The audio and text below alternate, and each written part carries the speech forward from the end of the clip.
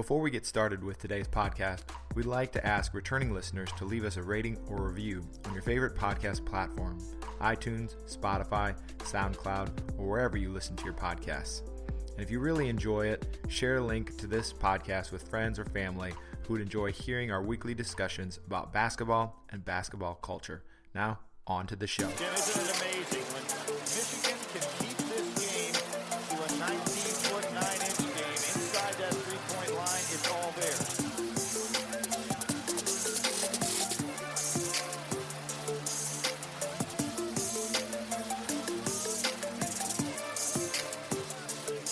Nice move by Steve Fisher here. Turn it into the 19-9 game. Welcome to the 99 podcast with HBS. I am Josh Barnett, and I am here with my good friend and my ex-coach, Coach Joe Patton. How you doing, Coach? I'm doing good today. How are you? I appreciate you coming down, man. All right, man. We are practicing our social distancing here. We might not be 6 feet apart, but I think it's pretty close. Yeah, it's close enough. So, how you holding up in the quarantine days? Doing pretty good. It was when everything came down. It was Friday the 13th. It was March 13th, and That's right. I'm an assistant coach for the Reitz team, and we were literally just getting ready to get on the bus and go to regionals. That was the day, regionals were still going to happen. That's right. Only 75 people were going to be allowed in the gym. We were heading to Seymour, and literally when we were getting on the bus, our athletic director got the call that, the regionals had been finally canceled.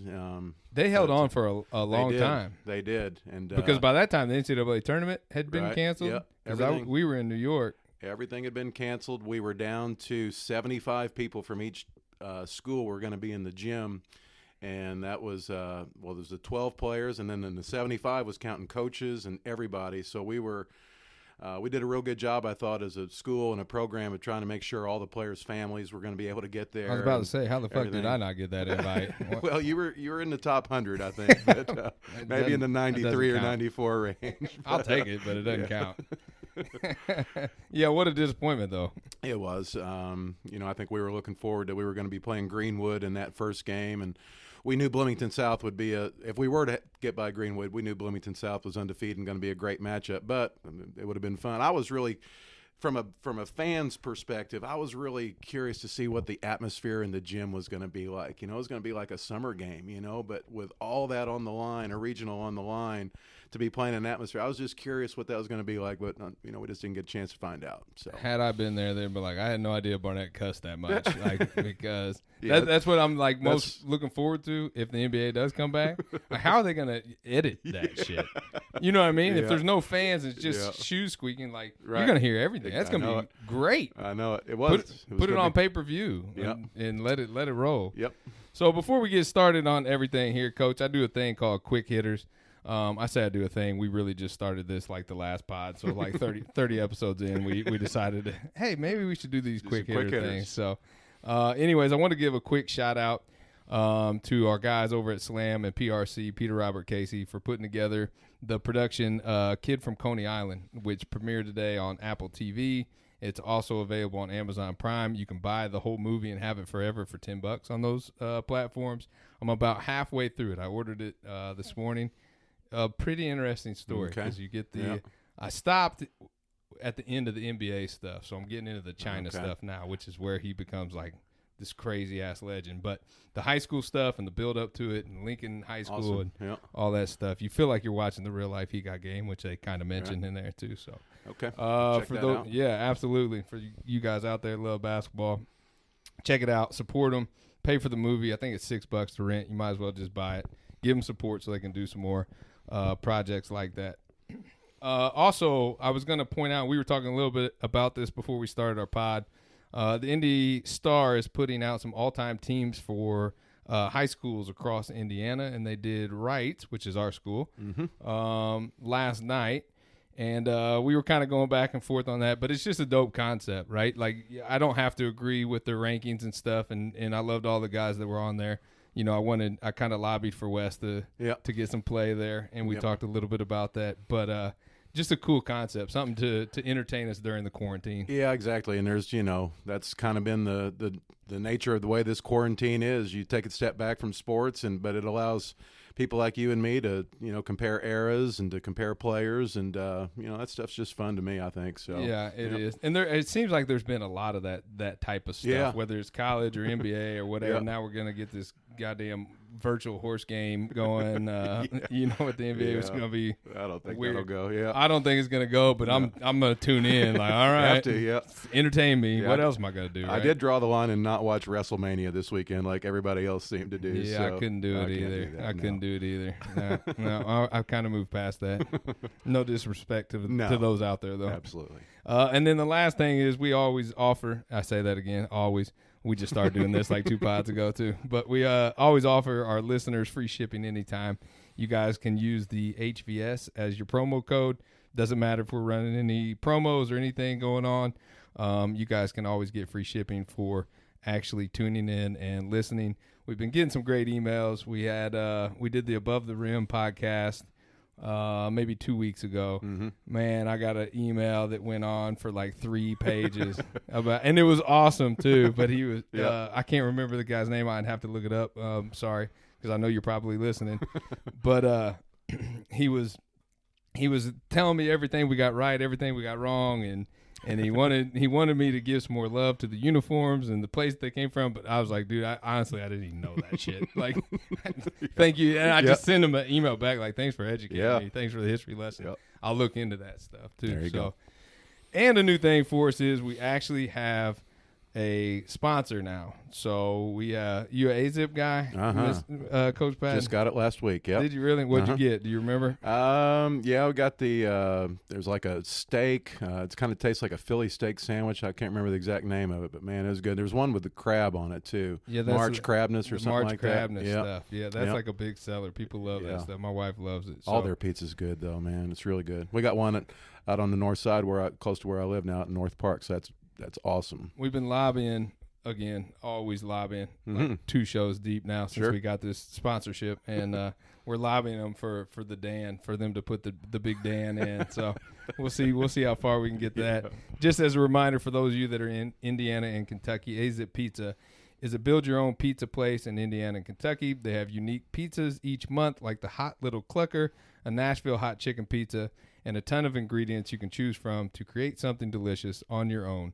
Big thing here, guys, is order online for curbside delivery at azippizza.com/order. So that's azippizza.com/order.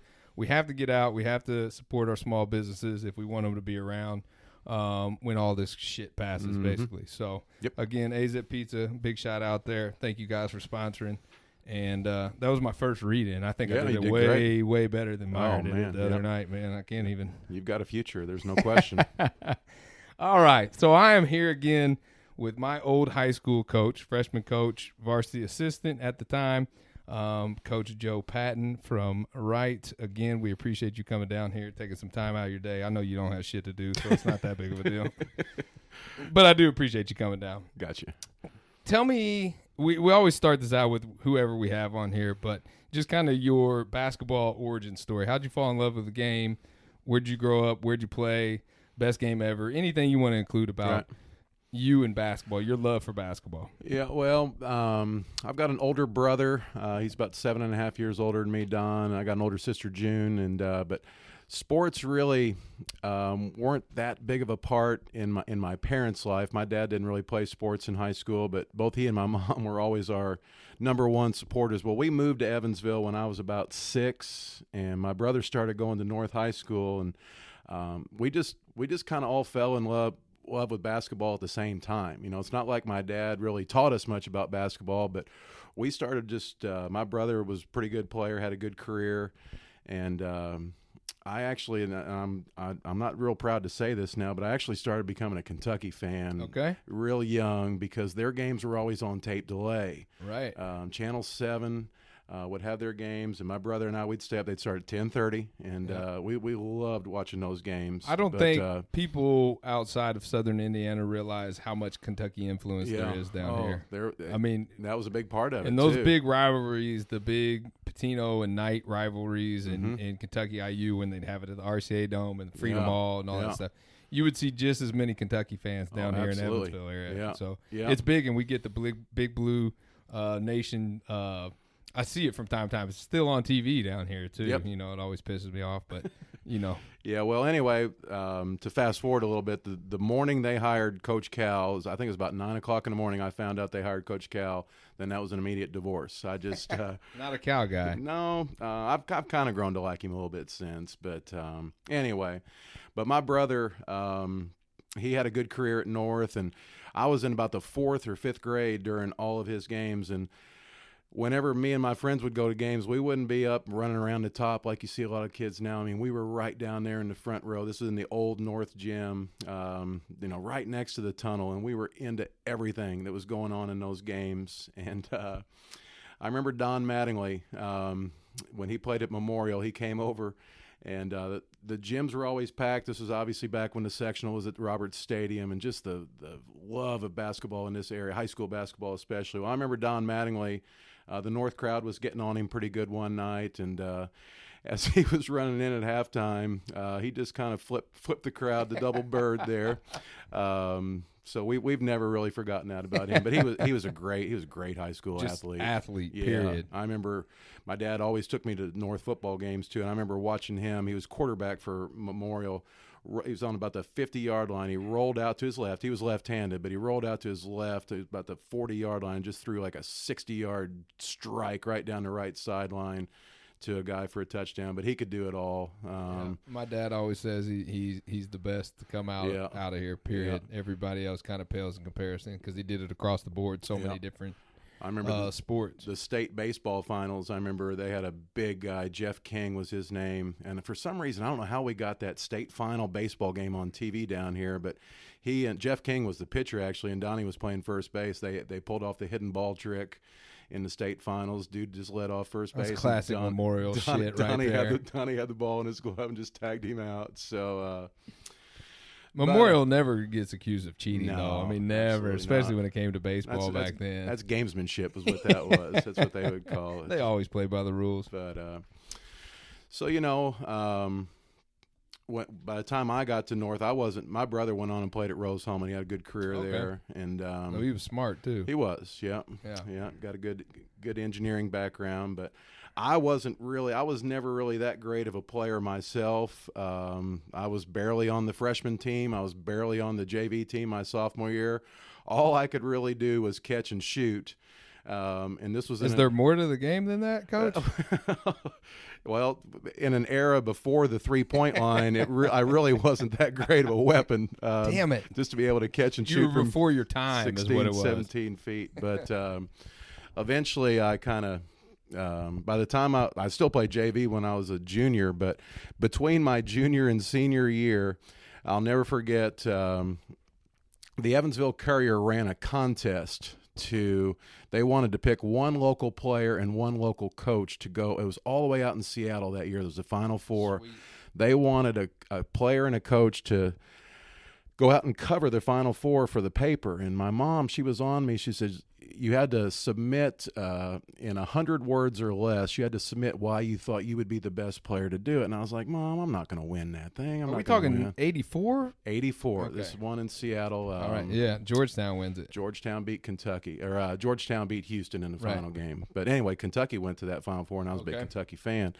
So it's like 2 days before it's due, and my mom's like, come on, we got to do this. So we sat down to do it together, and I wrote a little poem that obviously ended up being the winner here. I hope you're searching for it right now on that phone. I don't know if you want to hear this thing or not, but here it goes. I think we all do. She kind of helped me. It had 3 little verses for it, and it's so corny now, but it was the winning entry. It says, how old are you at this time? I'm a junior in high school, so I'm 16 years old. Gotcha. It says, to go to the Final Four seems to be a dream that won't come true unless I could be a reporter and cover it for you. The Evansville Press, there were 2 papers at the time. Yeah. The Evansville Press deserves the best, and I can be the one who goes west to Seattle and shares with you the fun.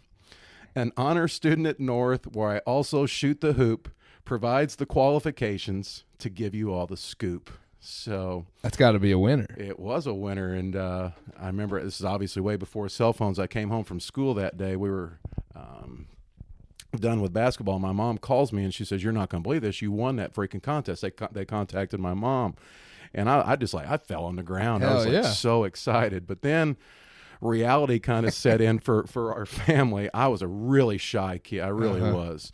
And the coach who won is still coaching. We were just talking about Memorial. Is Coach Wilgus. He was out at North Posey at the time. Then reality set in that I had to go on a 5-day trip with a gentleman that I had never met in my life. And Seattle's a long ways away. Yes, it was. And we actually flew from Evansville to Atlanta and Atlanta to Seattle. So that was a long day in the air. But we went out there on, I think, Thursday.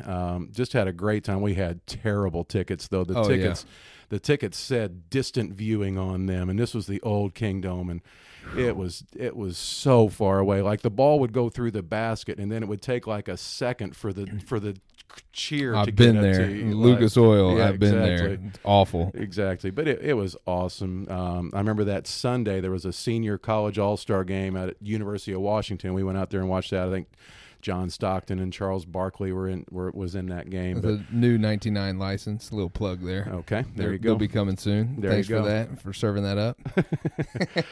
But I got a lot of autographs out there. I got Michael Jordan and Dean Smith's autograph on the same piece of paper.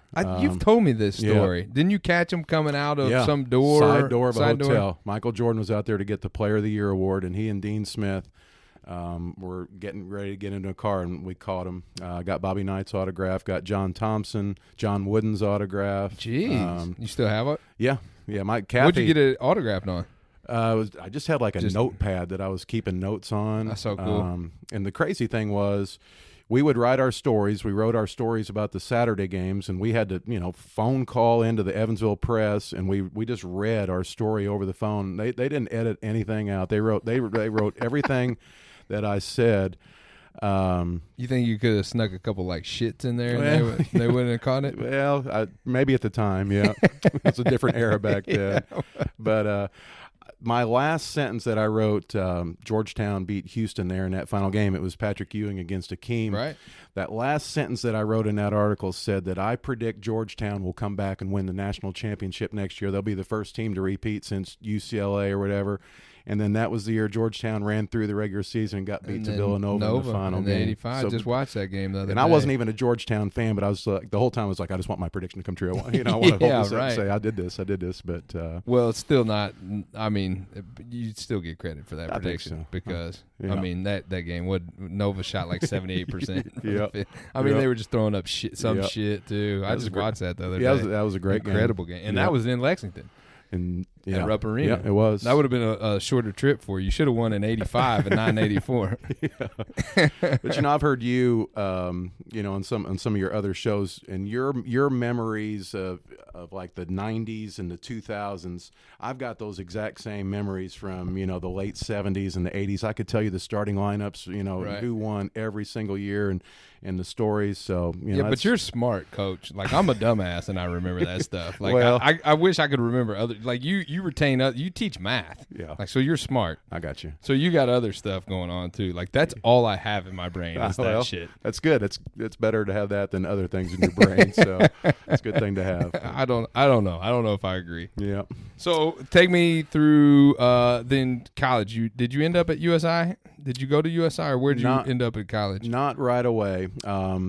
When I graduated from high school, my parents were moving back to Massachusetts. That's where I was born, and I'd forgotten that. It's not that I wanted to live with them or go to college, but there was an engineering school a lot like Rose-Hulman, Worcester Polytechnic Institute. It's kind of a mouthful, but it was a Division III school, and it gave me a chance to keep playing. But my college career was very nondescript. I actually played 2 years on their JV team. I played D3 JV basketball, but it did allow me to play the 3 spot, which that was kind of because I remember I said I was a catch and shoot guy. Well, at North, I had to play the 5 because I was the biggest player we had, but I played a couple of years, but I was in a fraternity just because if you wanted any social life at all at this college, you really had to be in a fraternity. Well, I was the intramural. I was our fraternity's intramural basketball coach because I couldn't play, obviously. But there was so much more passion in our intramural games than there were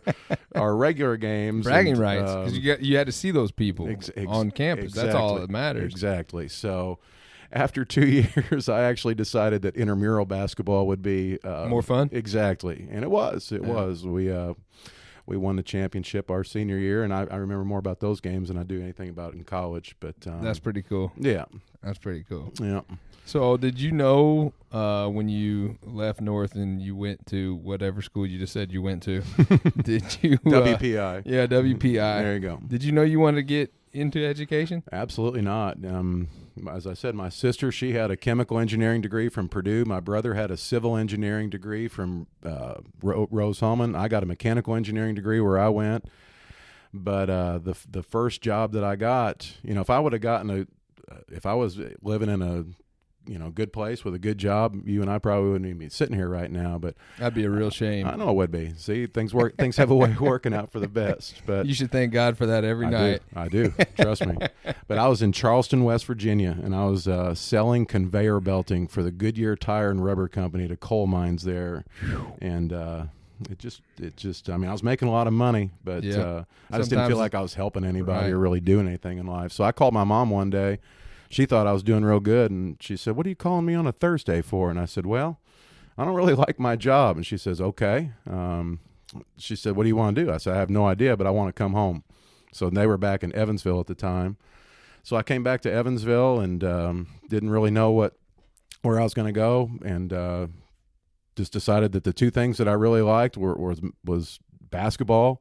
And, not necessarily mathematics, but just, working with and teaching and helping younger people. So I went to USI. They weren't going to help me pay for any more education. Sure. So I went out there for 3 years part-time. And then I saved up enough money to go out there for 1 year full-time. And it just happened to be the year that USI won the national championship. Yeah. So how did you get linked in with Pearl and the coaching staff and that type of stuff? Well, actually, I went a year and a half full time. In the spring. So were you a grad assistant then, or what was your official title? My official title was student assistant coach. Okay. Because I wasn't. They had a grad assistant in Craig Martin, but. In the spring of '94, they went to Springfield, USI, and they lost in the final game.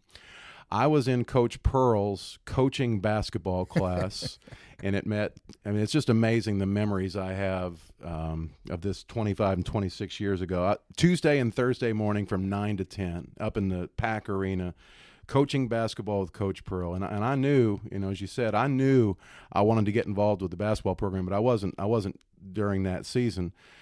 So I'm going to that class every day, and I'm taking notes. I don't really know anybody in there. There's about, 20 people in there. Maybe 8 of them are players. But I'll never forget, I was so nervous for the first test. I wanted to impress Coach Pearl. I was really just kind of, again, I'm a pretty shy guy. I'm waiting for them to get through this run, and then I'm going to, knock on his door and say, "Coach, I just want to do whatever I can."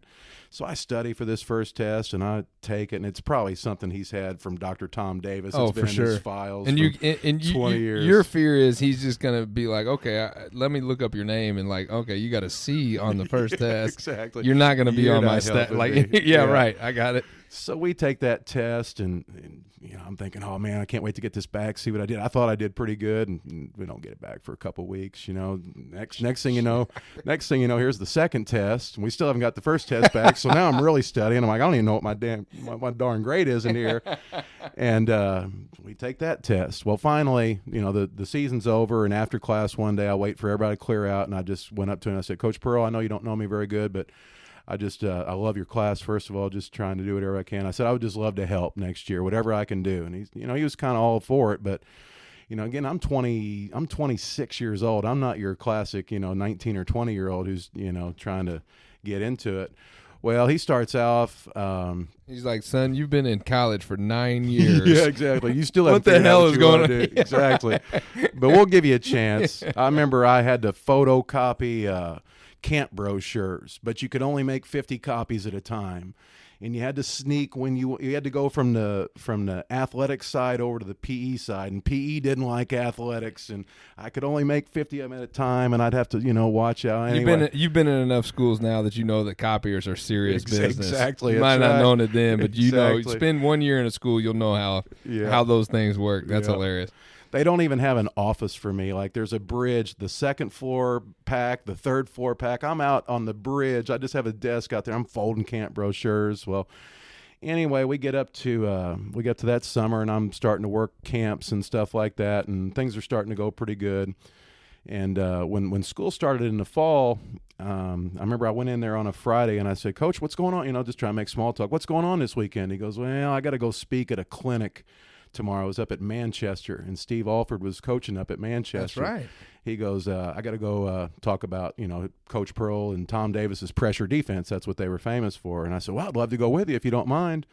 And he looked at me like I was from another planet. He goes, "I'm leaving at 3 in the morning." And I'm like, "Yeah, I'd like to go." So we ended up going up there together. It was just a great day. That's hilarious. He made me drive most of the time. For sure. I'll never forget one thing he said. But he's such a character, though. He is. I mean, he could keep you entertained just because that's who he is. Exactly. There's no on and off from what I know. No. And just a really great guy to hang out with. Exactly. Of all the coaches, I think if you polled people, just college basketball fans, he would be way up there as far as like, dude, I'd like to sit and have a couple beers with and just listen to. Yeah. Yeah. And you got that. Yeah. And I remember we stopped at a drive-through, and he said, let me give you some advice. He goes, if you're going to be a coach, you got to learn how to eat in the car. I remember thinking, well, dude, I've eaten in the car before. It's not like it's not an a acquired special skill. Yeah. But through all my years of coaching, anytime I've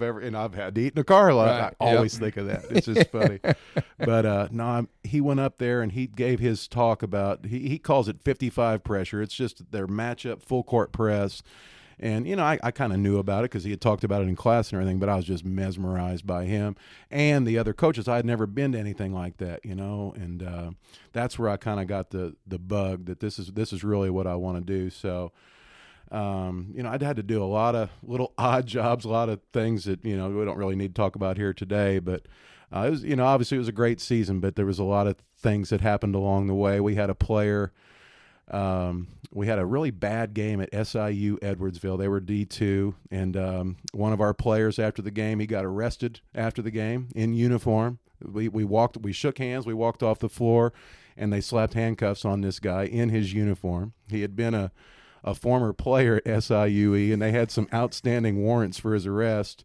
So I guess they were just waiting for the game to get over, and they wanted to have pictures of him in his uniform with handcuffs on, and that's so dirty. It was dirty, but he didn't stay with us after that. He was done. Really funny story about a scouting trip that we went on. We had to go to. It was over Christmas break, and St. Joe was playing Lewis, and that was going to be two teams that we played right after the first of the year. So it was myself and Coach Hurtis and Coach Martin, Craig Martin, who was a grad assistant, and Rick Stein, who was the women's assistant at the time. Now he's been the head coach out there for a long time. The Great four of dude. us, yeah, Great dude. The four of us get in the car and we drive all the way up there. We're going to scout the men's and women's game. So we're up there and everything's going along just fine. There's maybe 400 or 500 people here. Well, at halftime of the men's game, there was a promo going on for shooting 3-pointers. And they made the announcement, and they were like, "Fans, if you've got a red dot on the back of your program, bring it on over here and we'll get you out there." So they're waiting, and there's only 2 people that go over there. They want 3. So Craig Martin goes, I had a red pen in my hand because I was doing a shot chart or something.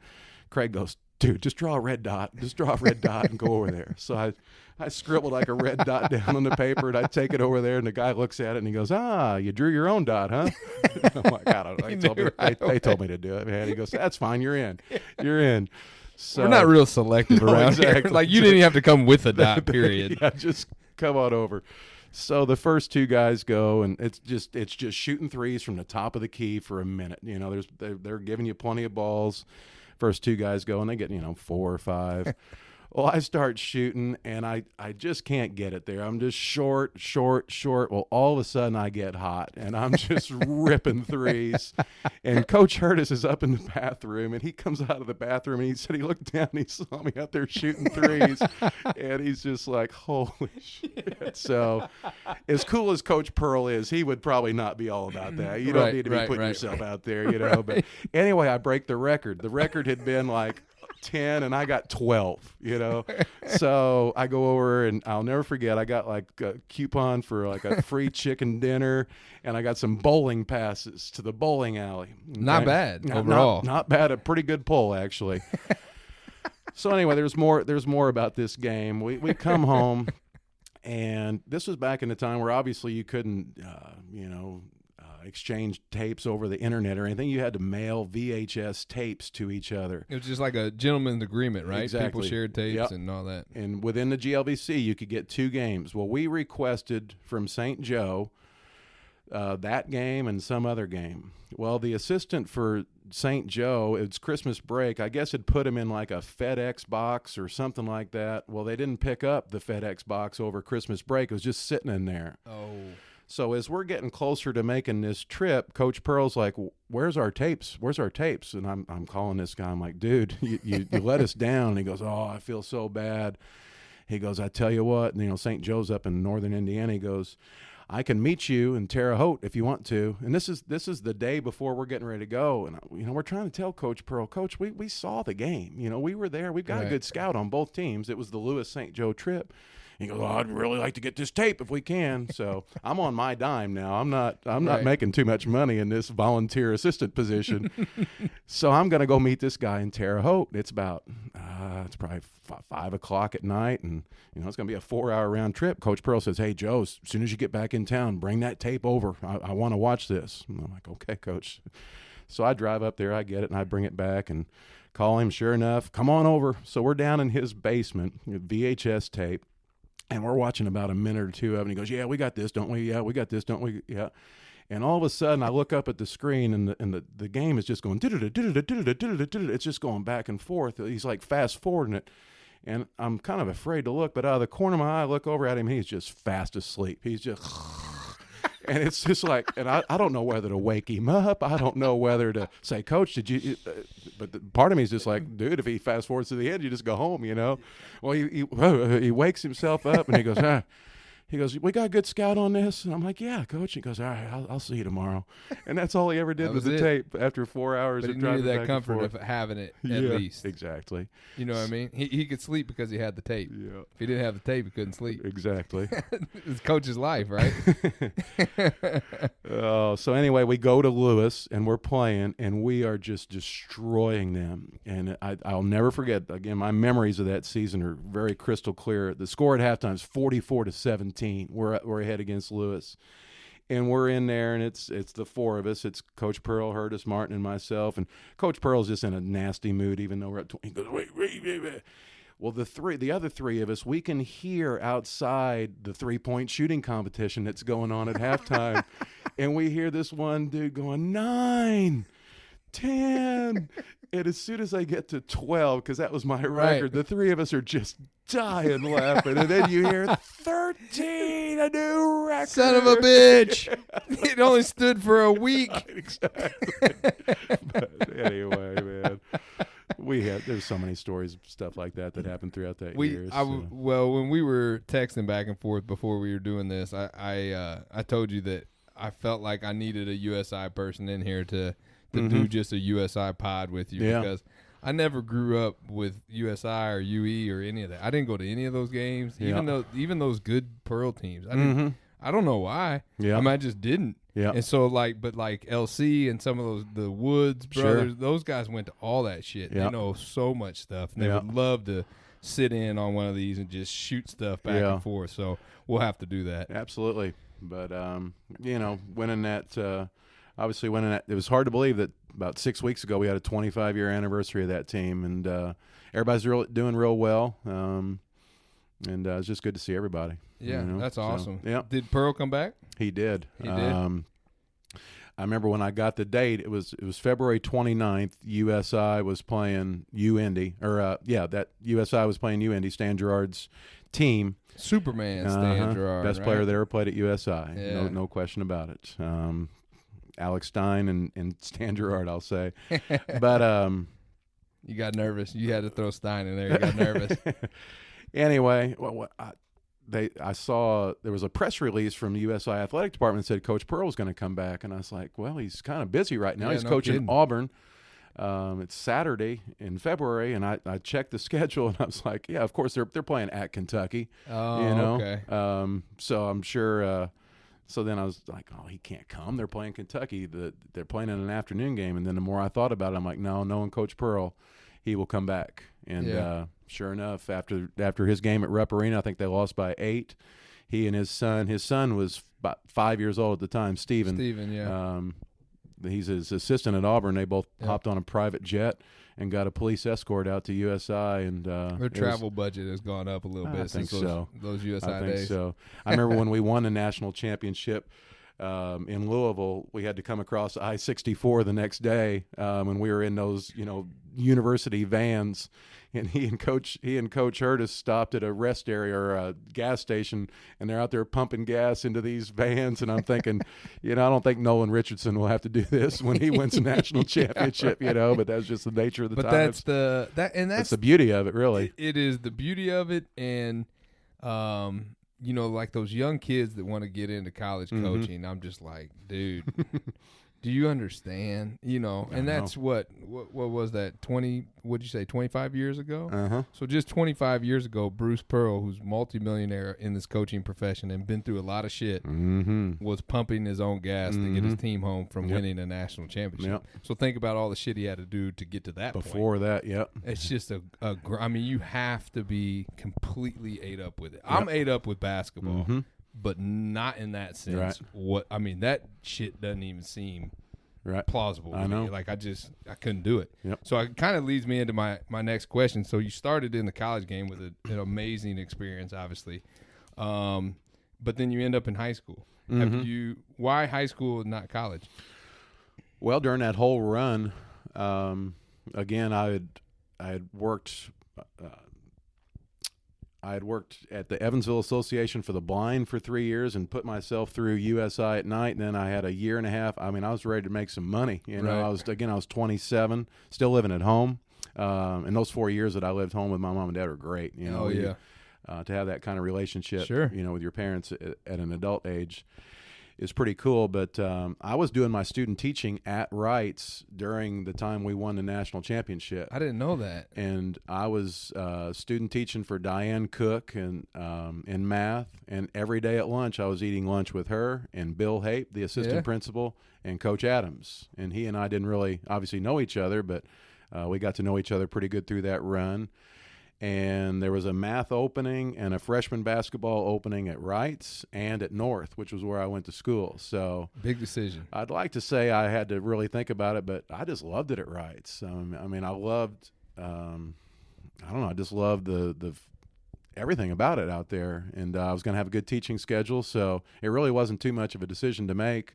Once you kind of get comfortable somewhere too, I think if you have a good student teaching experience, like you don't want to leave that comfort zone. Exactly, it's all you know at that point too. Yeah. So that always helps. And then I figured out that I was going to have the opportunity to coach you in that first year. Chance of a lifetime. Exactly. That was one I was not going to pass up. That's for sure. You'd have been an idiot too, obviously. Yeah. Yeah. So that's where we first come in contact. So it's 94, 95? 95, 96. Yeah. 95, 96. Yeah. Freshman year, main thing I remember were the uniforms. Oh my gosh, that uniform day was one of the lowest days of my high school pretty career. Low for me too. I'm watching you guys put those things on, and I'm like, this is not going to work. And I got 2 phone calls that night from parents telling me. I'm sure one was my mom. Because I was like, Mom, let's just see if he'll just let us wear our practice gear, because our practice gear wasn't bad. It was nice. Wasn't bad at all. Still have it, I think, the practice good. gear. Yeah. But man, those uniforms, to describe it to people out there, I have to try to find a picture, but these things were nut huggers. Yeah. You could super tight. I think you could take a pair. They had so much starch or something. I think you could take a pair of those like 4-inch shorts and just sit them on the table, and they would stand up just on their own. Carlisle was a strong dude. Scott Carlisle was a freshman, strong guy. Yeah. He had to like wedge it on, and then we had to like grab the bottom of it by his shoulders and jump off the bleachers and pull and pull down the sides. Then, so then the transformation from then to our first game, because our first game was against Memorial. Yes, it was. And so we had convinced ourselves, like, okay, just wear like bike shorts underneath. And I'm like, you guys, you know me. I'm like, you guys do realize like that fat is long fucking gone, right? Like we might look like bigger idiots doing that than just rolling with this shit. So we kind of convinced ourselves, like, man, it's not. Maybe it's just not that bad. Like, let's just go out here and hoop and see what happens. Yeah. We hit that floor. And I'll never forget that entire crowd, including our parents, some of our parents, laughed their asses off as we made our lap around the gym. Yeah. And that's when I was like, uh-oh, fuck this, man. This sucks. What do I have to do to get on the JV team so I can get a different uniform? Not how I wanted to start my coaching career, because... Oh my gosh! Well, we had Spaljarek and Reitz. Yeah, too, we had right? two assistant coaches with me. I didn't even know how to coach. I didn't even know how to coach a team, let alone have two assistants with him. But that's like having a student teacher your first year. Of yeah, teaching. exactly. Like, well, shit, I don't even know what to do here. I'm like, let's well, figure come it out on, as we go. We'll co-teach this thing. Yeah. You know. Yeah, heck, Spaljarek went on to be a head coach up at Indianapolis Pike. Yeah. So when I was coaching at Lincoln Middle School in Pike. He was the head coach at Pike, so he came over. He's like, Barnett, and he was like, man, I remember the first practice. Coach Patton left. He had a meeting or something. He was like, you tried to fight the whole team. He's like, they're all your best friends. He's like, I'm looking at Riggs. He's like, I don't know what the hell to do. But the point was, man, we wanted to kill each other on that team. Like from what I remember, like we were all buddies and stuff, but we were super competitive. Right, and. It was kind of an interesting dynamic on that team. You obviously were the go-to man. We had some other good players, but still, I've got a lot of great memories about your freshman year. That first game at Memorial, I didn't know how I would be as a head coach, but I guess I was kind of an idiot because about 3 minutes left in the game, one of the officials came over to me. I knew the guy. He had been one of my teachers at North. He said, Joe, I goes, I'm just trying to help you here. He goes, I don't think you're going to make it. Like, meaning, No, he didn't. Yeah, he did. What? He goes, we won. I know, but he just, I guess, talking to the officials and just my overall mannerisms, but I'll never forget, he said, I don't think you're going to make it here. Did he give you a reason? Did he say, like, you're coming on too down. strong? Or? Yeah. I think I just need to I don't remember any of that, though. Yeah. I don't really remember much of the game after we got laughed at. Well, I remember you had a good game. Yeah, I mean, busted their ass. Yeah, I think you probably scored half of our points, but I also probably took 75% of the shots. Yeah, you did. Well, that was designed that way. We ran a lot of plays for you, so. So the one story from that year that I'll never forget is the Bossy game. Oh my gosh, that game was awesome. It's kind of like I'm not trying to over dramatize it, but it's like those 30 for 30 start. What if I told you? What if I told you we were down 4 with under 20 seconds left? They did not turn it over or miss a shot, and they had the ball. Ball. They did not turn it over or miss a shot in the last 20 seconds, and we won. How did we win that game? They weren't in the bonus yet, and they were dribbling. I remember they were dribbling it up the far sideline from where the benches were, and we fouled them. There's probably 13 or 14 seconds left, and that was our 6th team foul. Well, Stan Whipke, who we can talk all we want to about Bossy basketball and whatever, Stan Whipke is the classiest gentleman really that I ever coached against. He's a freshman coach at Bossy. The official came over to call the foul. Remember, it's the 6th team foul. And I don't remember if he said it's about time or it's about damn time. He maybe said it's about damn time because I guess we were trying to foul him, but he just goes, it's about damn time. Teed him up. And they teed him up. That's right. They weren't in a bonus. So you obviously went to the line, made the 2 shots. We got the ball back. We scored.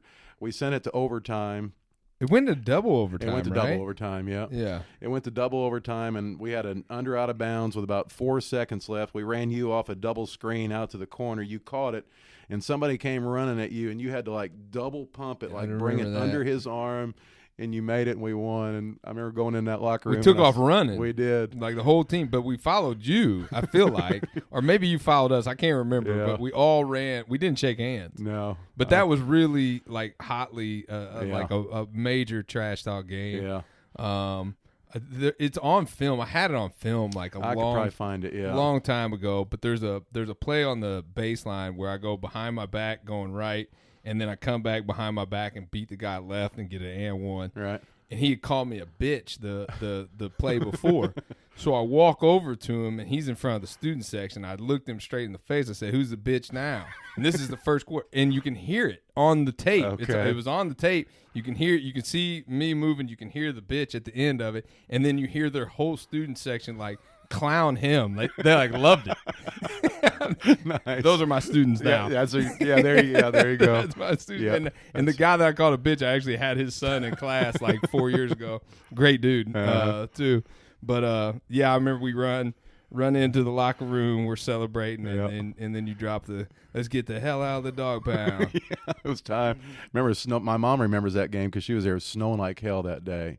But it was a hell of a win. I remember my aunt had told my mom. My aunt came to all of our games, especially that freshman year. I think all my high school games. But she told my mom, she was like, if they foul Josh like that one more time, I'm going down there. And they were like, no, you can't do that. You just can't do that shit. So first year goes into books. How do you compare that to, like, first year of teaching, your first year of coaching? Do you, when you see us now, and I know you and I have a different type of relationship, but when you see those guys now, is there, like, okay, let me put it this way. When I see my first few classes that I taught, my first few years of teaching, I'm almost embarrassed from my teaching performance. Right. And maybe embarrassed isn't the right word, Right. but I feel for them. I'm like, I wish I could have you now in my class so I could actually teach you better and you know that I'm a good teacher. Like, guys, I'm really a good teacher, I swear. You know? Like, Yeah. Is it similar in coaching or? Yeah. I mean, obviously, I remember we got to the SIAC tournament and you were hurt. Yeah. Mater Day. Classic Mater Day, out there trying to hurt everybody. And I remember thinking, well, I think it might be best if we make him think he's not going to play and we bring him in off the bench. I remember that. I did that for some reason. I'm like, well, what'd you do that for? I couldn't practice. Yeah. That's what it was. It was the practice rule. So if you didn't practice, you couldn't play the first quarter of a game. I think I could have waived that for something you in like that situation. I mean, you were there at practice, but I just thought I was going to outsmart them, you know. And I've been pissed about this for 20 I'm sure years. you have. Yeah, no, not at all.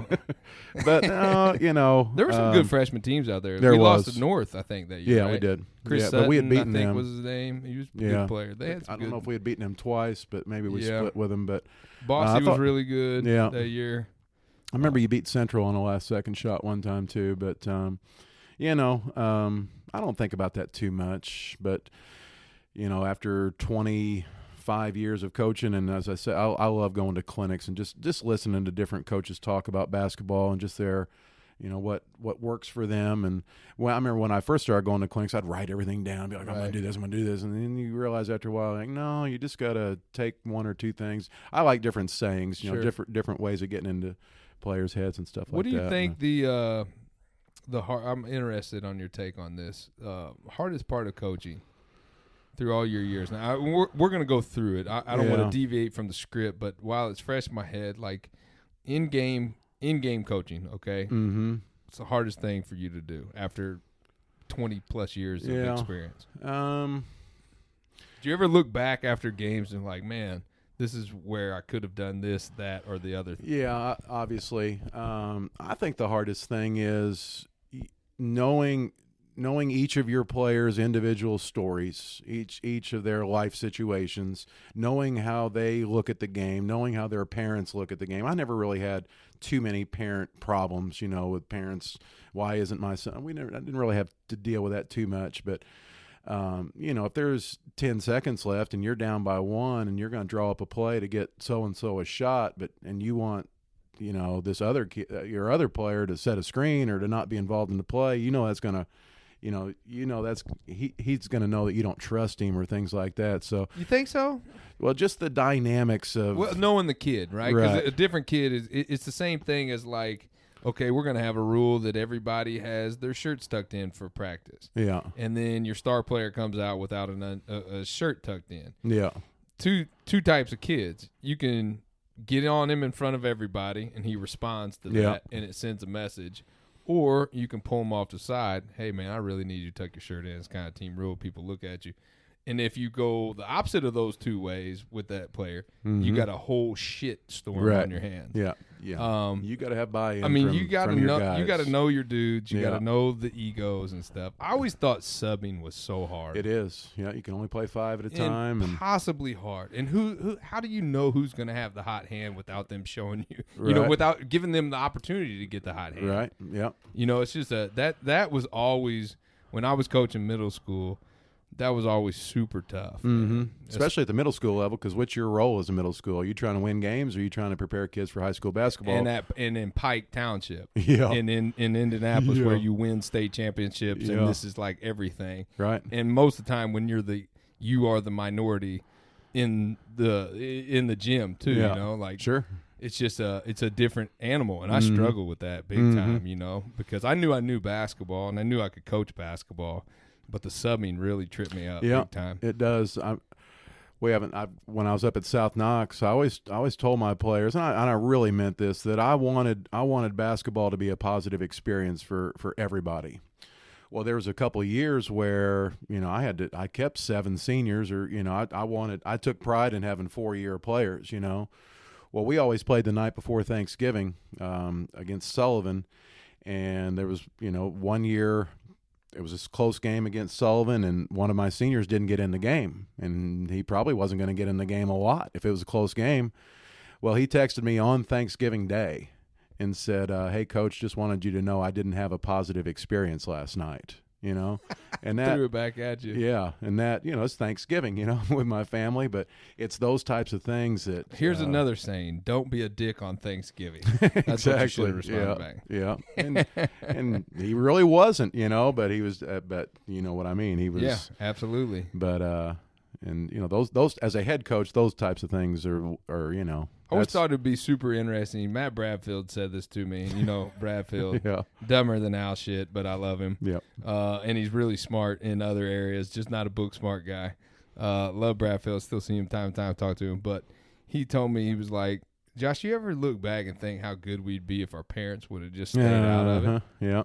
And I'm like, no, I've never thought about that, Matt. That's actually the smartest thing you've ever said to me. Yeah. And I've thought about it often since then. Yeah.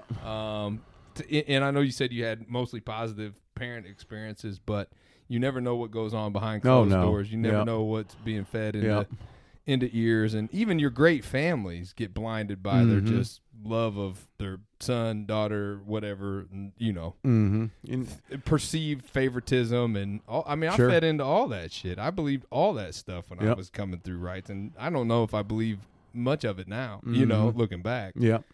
And Such a hard thing to combat as a coach, Sure. is what I'm saying. And having a wife as close as Kathy is to me, and as close as, we kind of, when I was up at South Knox, we kind of did this journey together. Right. We always had kids over to the house. She was always a big part of everything.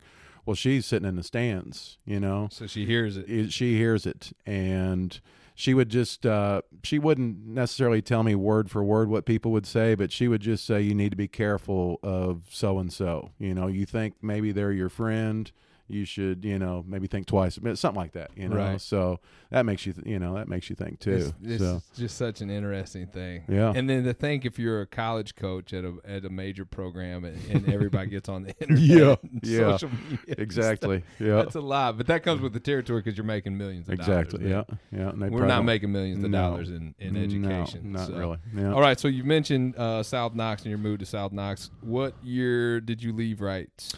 I left Reitz in, that would have been 2000, 2001. Coached a JV team that went undefeated. That was pretty cool. That was I vaguely remember hearing through the grapevine about that. Great way to go out. Yeah, for sure. But no, had some some guys that, Heath Allington was our point guard. He's coaching out at North Posey. And but I had interviewed for a few other jobs. There was a job up in Cloverdale that I had been offered, but that was a little bit too far from home, and that situation was kind of a mess up there.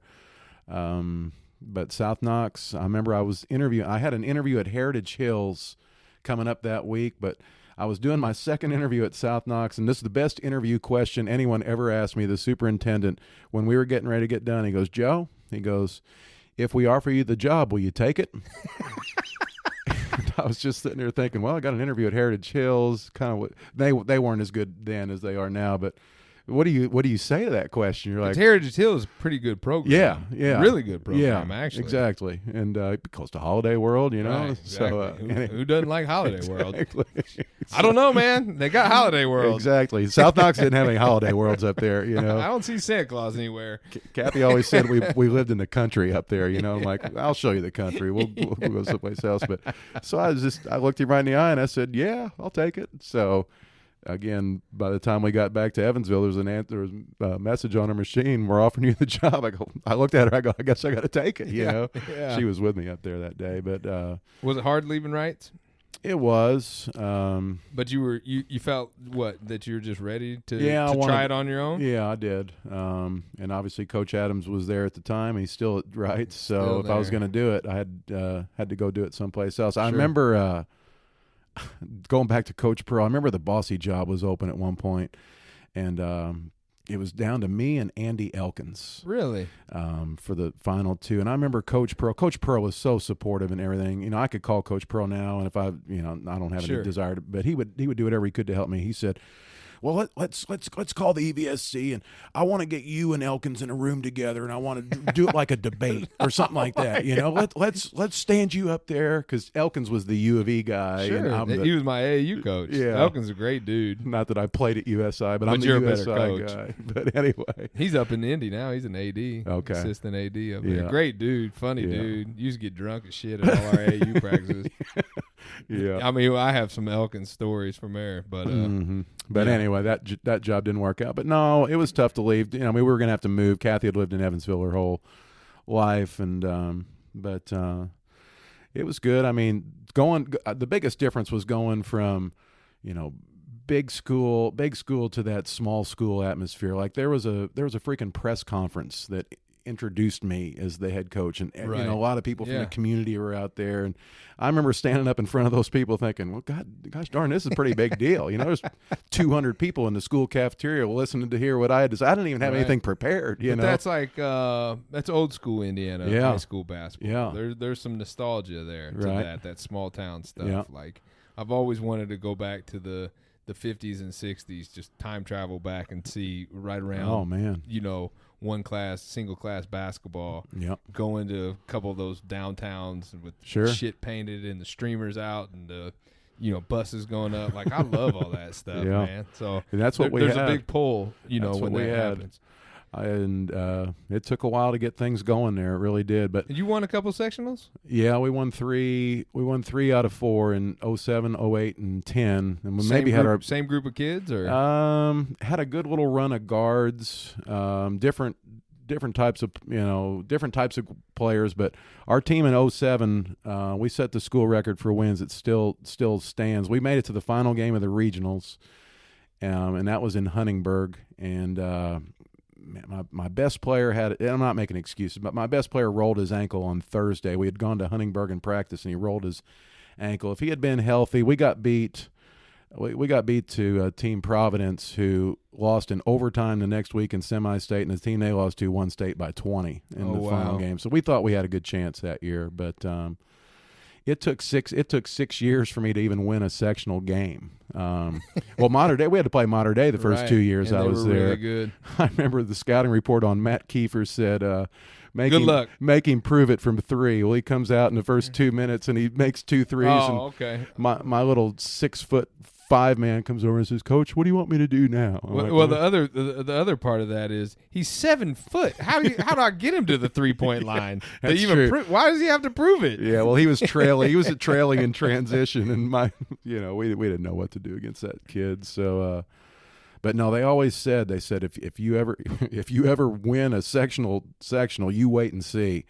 And we had to go play in Huntingburg against Southridge on their home court, and I mean, we just filled that place up. It was awesome. Our regional atmospheres were pretty cool. So that's yeah. awesome. Do you go back at all? You still have contact with a lot of those guys? We played them the last 2 years. Okay. So we went up there last year. We went up there last year and played, and they came down to our place this year. Yeah, but I'm still real close with a lot of people up there. That's awesome. And I had a good teaching situation. I was teaching the top 6 math classes in the building, 3 algebra 2s, 2 pre-calc, and a calculus class. So it was. Were you doing the parabola dance? We were doing a parabola dance. So yeah. I got the we're starting a YouTube channel with this, and so I got the camera, but it didn't get delivered. It's getting delivered today. Okay. So we might have to have you back to show the parabola dance. Yeah, there's nothing to it. We got to really, educate some of these listeners out here on. All right. I just don't want them to get their hopes up because it's really not that fancy. But yeah, we can do that. Pretty good, Coach. We can do that. It's pretty good. There you go. So,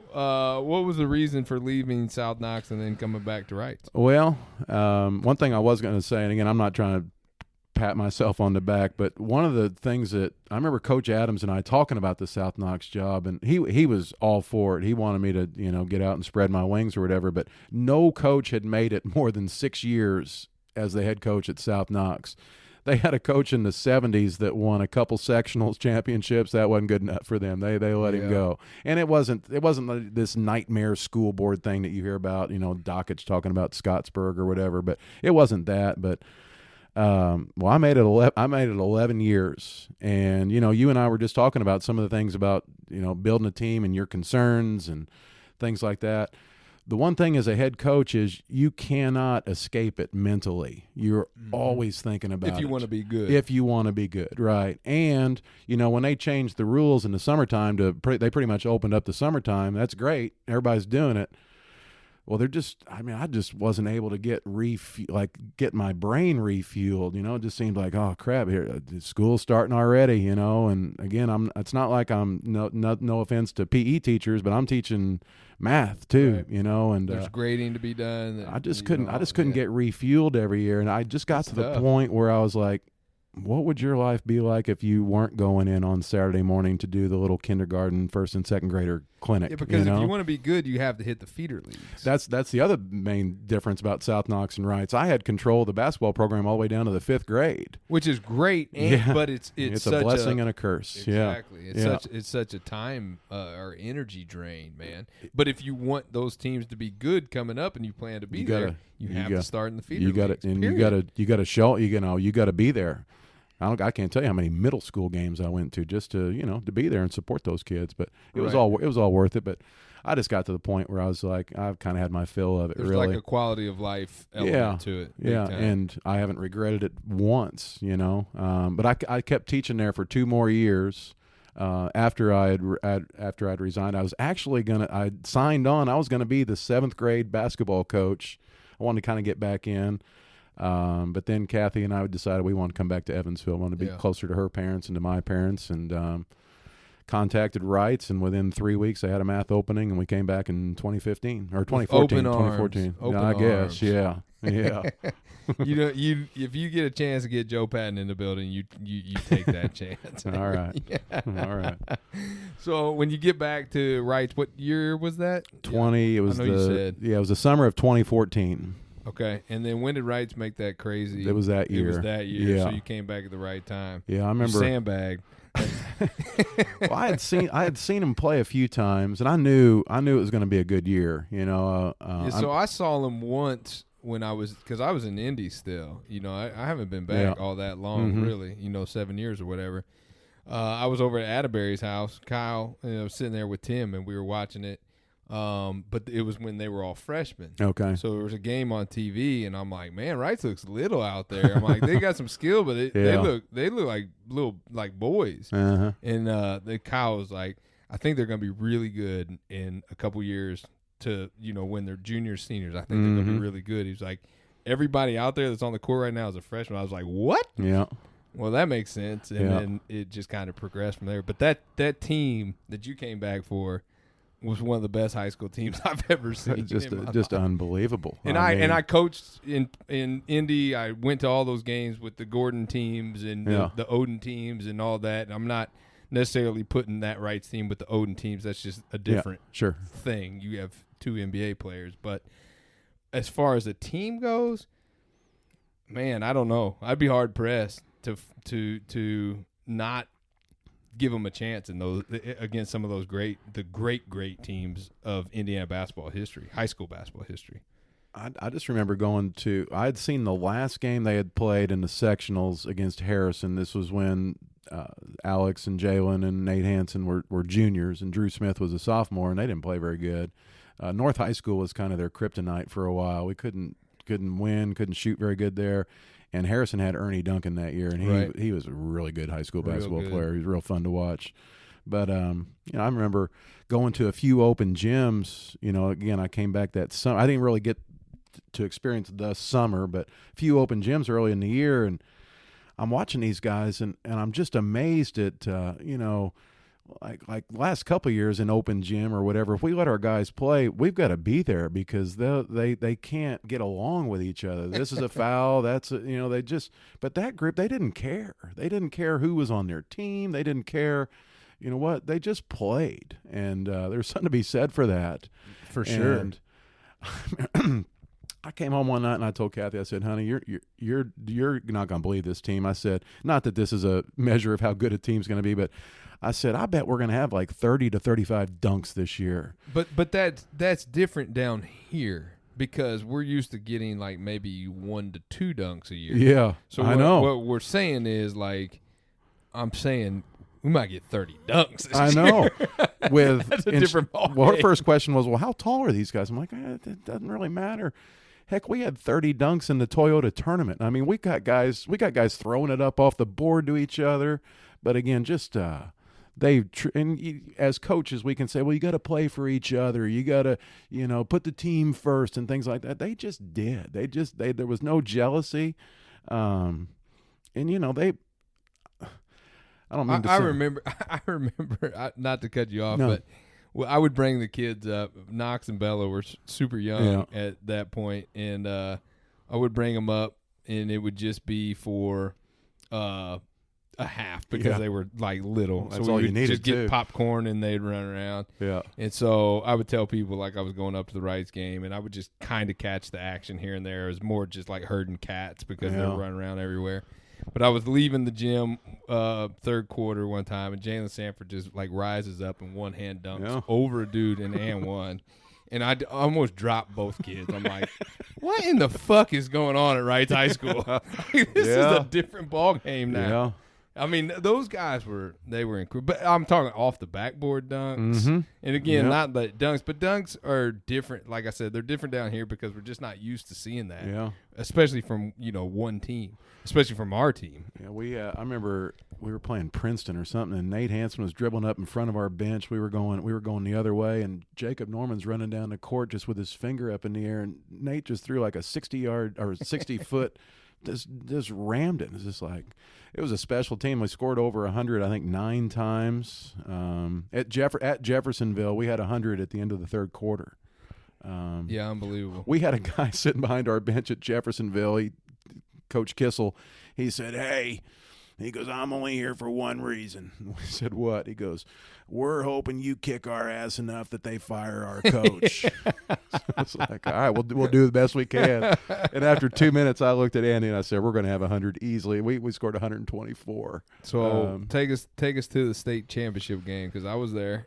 99 actually had a little pop-up event down the street from there the day of. Yeah, there's a lot of people out there having a good time. A lot of fun. Yeah. And then we were in a suite for the game, and we had it under control, Coach. We had it won. What happened? I had never, Coach Adams, he won't watch. I don't think he'll ever watch it. And I hadn't watched it, not necessarily on purpose. We had it on our DVR, but it was just, the time wasn't right. And then I don't know, with DirecTV, we switched DVR boxes and we lost it. Well, anyway, I saw something on Twitter the other day. Somebody had it. It's on the IHSA Champions Network. So I don't know, a week or two ago, Kathy and I, we sat down, we watched it, and I just remember the criticism being that, you know, we had the 8-point lead or whatever with 2.5 minutes left, and everybody said we stopped attacking. And yeah, that's what you can. I continue to hear that. Well, I'm watching it, and first of all, we're not playing Lawrenceville High School out there. We're playing. You're playing against an NBA player, Caleb Swanigan.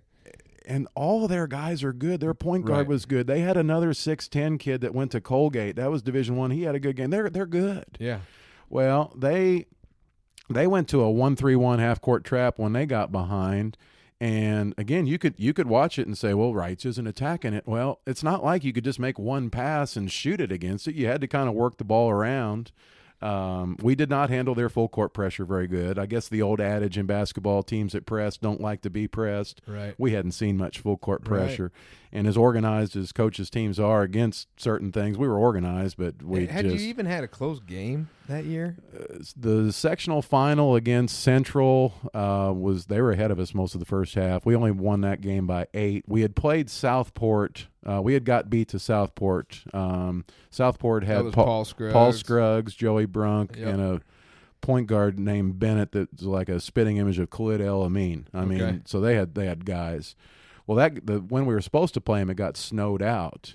Well, now we're butted up against like we played Bossy the Friday night. That's right. I remember that because I was coming to that Southport game that got snowed out. Right. Well, the sectional draw, the game got snowed out on Saturday. The sectional draw is coming out on Sunday. We really wanted to play because we wanted to be tested. And Southport said, we will play you next Saturday right before sectional week as long as we don't have to play Pike or Ben Davis on Tuesday in the sectionals. Well, the draw worked out that they didn't. So we went up there and played, and they beat us by 8. I remember that. But it was a great game. Great game. I love Scruggs. Yeah. I still love Scruggs' game. He was like Xavier, 20. I love looked like he was him. 24 years old. Yeah, but he just had like a smoothness to him. Just Penny Hardaway, guy. Tracy McGrady. Exactly. Yeah. He just had that build too, that frame, and great he was player. just silky smooth. Yeah.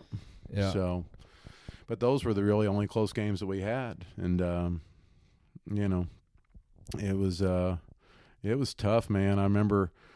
It was tough because that team was so good. Yeah. I wanted them to polish it off the right way with what I mean? Because I think they would be brought up a lot in conversation if they had it, and they're not gonna be. And that sucks, man. Yeah. After the game, our guys were obviously devastated, and Alex Stein was I think he was like on his knees, crying, and they were getting ready to do the Trester Award. Yeah. And I knew he was our nominee, and I wanted to get him up and ready for it. I said, Alex, hey buddy, come here. You might want to listen to this. So he stands up, and the guy goes, and the 4A Trester Award winner for 2015 is Dana Batt from Homestead. And Alex that just double devastated him. And I was like, thanks, Coach. I was like, yeah, I felt like that guy. But I remember taking our team picture out there on the court. And, awful. Yeah. And awful. Going back into the locker room. But yeah, I felt bad for all you guys, man. You look at but what a run, though. Hell of a run, hell of an experience. And it didn't really hinder too many of our guys at the college level, because you look at what all of those guys, our top 6 guys, with Nate and Norm, and obviously Alex, what they did at USI, what Jalen did at Toledo, what Drew's doing at Missouri and at U of E. And I say this all the time, but can you imagine running into those guys in a adult rec league?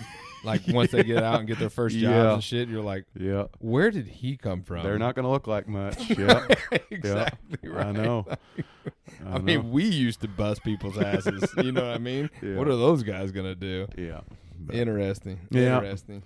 So coming back next year, right? You're going to coach again next year. So what year will that be for you?